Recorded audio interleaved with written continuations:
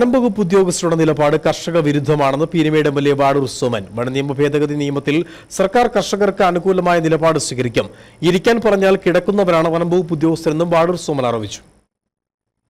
ഇവരെ ഇരിക്കാൻ പറഞ്ഞാൽ അവർ കയറി കിടന്നു കളയും. അതാണ് ഫോറസ്റ്റ് ഡിപ്പാർട്ട്മെന്റിന്റെ നിലപാട്.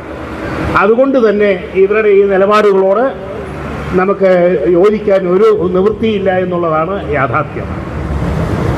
നിരവധിയായ പ്രശ്നങ്ങളുണ്ട്. ഞാൻ അതിൻ്റെ ഒന്നും വിശദാംശങ്ങളിൽ കടക്കുന്നില്ല. ഈ നിയമം കേരള ഗവൺമെൻറ് സഭയിൽ കൊണ്ടുവരുമോ എന്നുള്ളതാണ് ഇനി നാം കാത്തിരിക്കേണ്ട കാര്യം. ഇത് സംബന്ധിച്ച് കഴിഞ്ഞ 9-ാം തീയതി LDF യോഗം ചെറുതോണിയിൽ CPM ഓഫീസിൽ വെച്ച് നടന്നിരുന്നു.